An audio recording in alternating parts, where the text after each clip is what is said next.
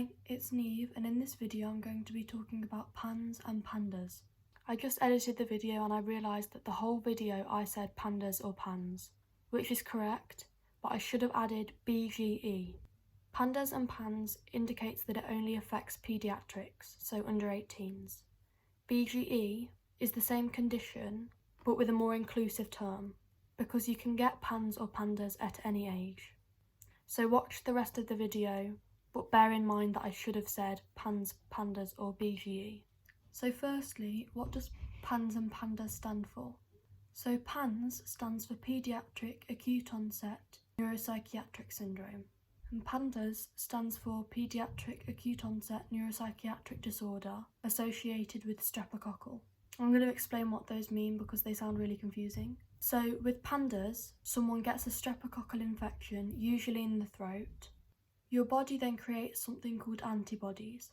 Antibodies are meant to fight off an infection, but instead of these antibodies fighting the infection, they actually start to fight a part of the brain called the basal ganglia. The basal ganglia then gets inflamed, and the parts of the brain that work closely with the basal ganglia also get inflamed. This inflammation can cause a variety of symptoms.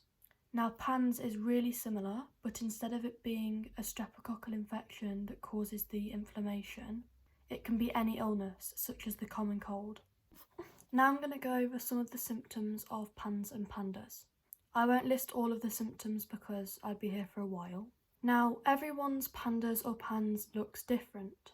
You do not have to have all of these symptoms to have PANDAS. Some people with the condition will have completely different symptoms to someone else with the condition. This is because no two people are the same. Everyone's bodies react differently. The first symptom is OCD. OCD stands for Obsessive Compulsive Disorder. It's made up of intrusive thoughts and compulsions.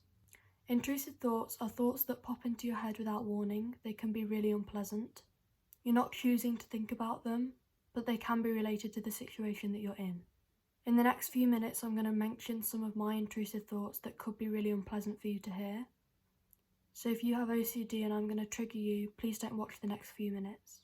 An example of some of my intrusive thoughts are things like, last summer we were having a barbecue. I was flipping over the sausages and my intrusive thoughts told me to put my head in the barbecue. Now, usually intrusive thoughts don't come with the compulsion to do them. So usually intrusive thoughts aren't dangerous. For example, I had no compulsion to actually put my head in the barbecue. It was just a horrible thought that kept going around in my head. Another example of an intrusive thought is like when I was painting my bedroom wall, I kept getting an intrusive thought that was telling me to paint my face. It might sound funny, but these thoughts just pop up out of nowhere. Now, anyone can get intrusive thoughts, not just someone with OCD, but they're a lot more common in people with OCD. So just because you have these intrusive thoughts doesn't then mean you also have OCD. Now, what are compulsions? Compulsions is when you feel compelled to do something. For a lot of people with OCD, it's backed up by an intrusive thought. For example, I might have a compulsion to touch a lamp 3 times. It might then be backed up by an intrusive thought telling me that if I don't do this, my mum's gonna die. This might all seem silly to you, but for someone who's lived with it for 8 years, this is just my reality. One of the really common ones I had when I was going to school. My school is a 10-minute walk from my house.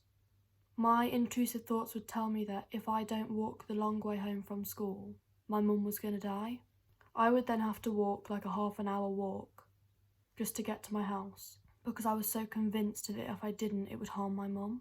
OCD, again, looks different for everybody. Your OCD might be completely different to mine. The media represents contamination OCD. Contamination OCD is where you have a great fear of germs and things being unclean.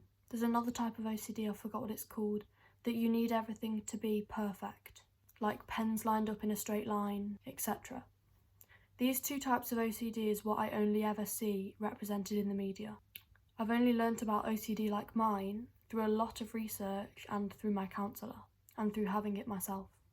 The next symptom that I'm going to go through is tics. Tics are probably the most obvious symptom of mine. What I mean by this is it's the symptom that people would see straight away.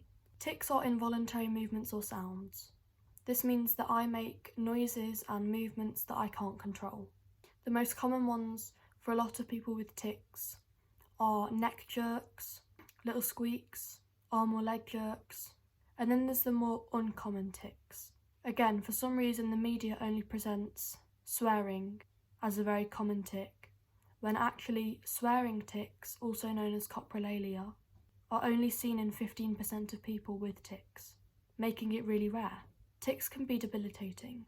What I mean by this is there's something called self-injurious tics. Again, trigger warning for the next few minutes, I'm going to be talking about tics that injure you. If you have tics and you pick up tics easily, maybe don't watch the next few minutes. Self-injurious tics hurt you. For example, my tic might punch me. This is involuntary, although I usually get a premonitory urge before the tic. A premonitory urge is a sensation that you get before the involuntary movement or sound.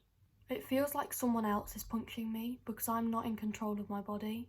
It's really unpleasant and it hurts a lot. Some other self-injurious tics that I've had are scratching tics where I involuntarily scratch myself, or rubbing tics where my tic will rub at my skin until the skin comes off. Both of these are so scary because you don't know when they're going to happen. The last thing I want to say about tics is that a lot of people with tics will have the same tics as someone else with tics. So I might have a friend with tics and we might have very similar tics. This is because of something called echolalia and echopraxia. Echo means to repeat, lalia means to speak, and praxia means to do. So echolalia is where you involuntarily repeat something that someone else has said. So my friend with tics might shout a word. My tics might then pick up that tic and shout the same word. I'm not copying them, I can't help it. It's just one of the things that happens when you have tics. It's quite common. An echopraxia is to repeat something that someone else has done. For example, if someone claps their hands, my tic might then repeat it and clap my hands. The next symptom I'm going to talk about is irritability and aggression. Irritability means you are very quickly annoyed or angered by something. Like, it doesn't take a lot for you to get angry. And aggression is the feeling of anger that then results in violent behaviour. This violent behaviour can be aimed towards other people or yourself. Trigger warning for self-harm. I'm going to be briefly talking about it. So some people with aggression will feel the urge to hurt other people. Some people with the aggression will feel the urge to hurt themselves through forms of self-harm. The next symptom I'm going to talk about is sensory processing problems. Sensory refers to your senses, so hearing, tasting, smelling, seeing and touch. This means you have problems processing the sensory input. For example, with hearing, I am so sensitive to loud noises. They make me really uncomfortable, they make me very anxious, they make my tics worse. So I wear earplugs when I go into loud places to dim the sound so that I don't get overwhelmed. I'm also very sensitive to bright light. Whenever it's even remotely sunny, I always wear sunglasses. Some people don't like strong smells. Some people really don't like the taste or texture of some foods, and some people won't touch certain textures. A very common one is crushed velvet. It will make the person who's touched it feel sick or very uncomfortable. Now, this next symptom kind of relates to the sensory processing problems. The next symptom is dilated pupils. This is very common in pandas.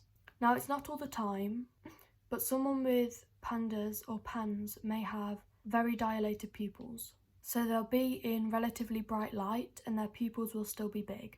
I'll attach some photos of my pupils for reference. Because their pupils are so dilated, this will make them very sensitive to light. The next symptom is hallucinations.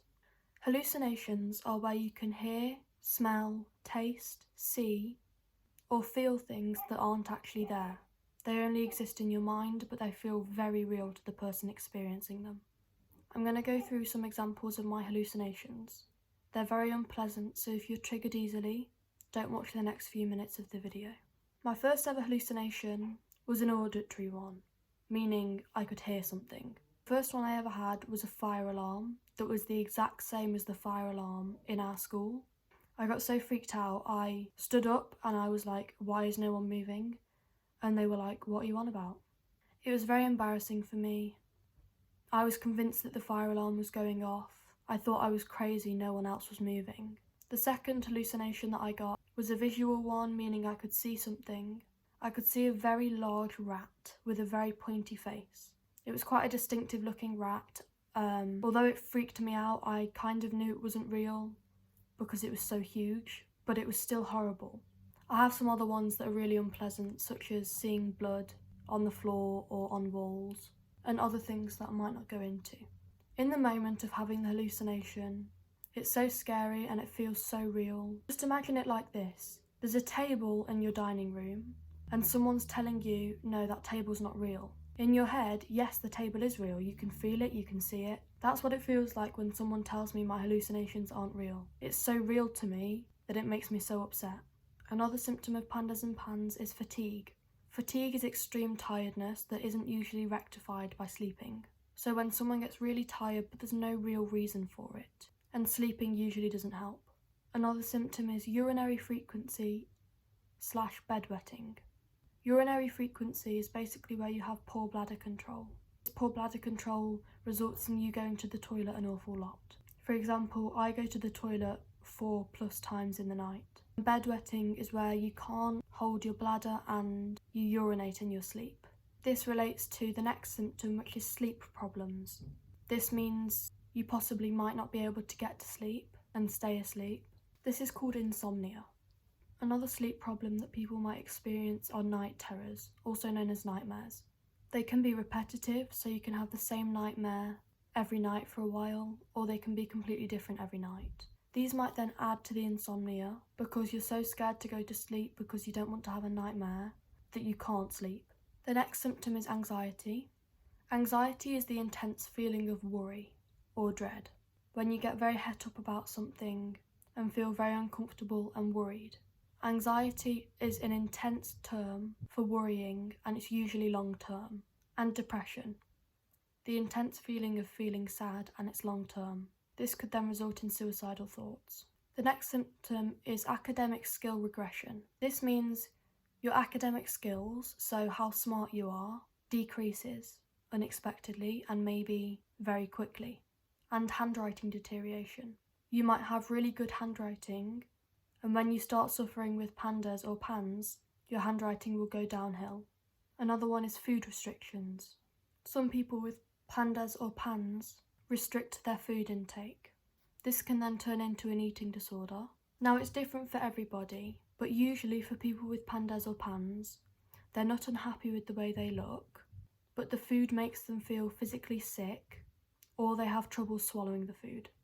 This means that, of course, there are people with pandas and pans who also have an eating disorder on the side, but for this condition, food may get stuck in your throat. That's a really common thing for me. When I'm eating, it will get stuck and it will burn or scratch my throat, and then it puts you off eating, or the food just makes you feel sick, so then you restrict it. This could cause weight loss. Then there's hyperactivity. This can cause short attention span, restlessness, fidgeting, or acting without thinking. We then have seizure-like episodes, also known as non-epileptic seizures. This is momentarily loss of consciousness or responsiveness. Everyone's seizures look different, and these seizures aren't dangerous as long as they're safe. What I mean by this is, whereas with epileptic seizures it's dangerous for the brain, non-epileptic seizures do not tamper with the construction of the brain. And that's all of the ones I'm going to go through for today. Again, there are other symptoms of pandas or pans, but I either didn't go through them because they're not very common, or I didn't go through them because I'm not fully educated on them. Some things that pandas or pans often gets misdiagnosed as are schizophrenia, BPD, OCD, anxiety and depression, anorexia, dyslexia, FND, Tourette's, and many more. I hope this video really helped you. I can't really think of anything else to say about pandas or pans, but yeah, this should be your pandas pans crash course. Thank you so much for watching, it means a lot. Please like and subscribe, and watch out for another video. Bye!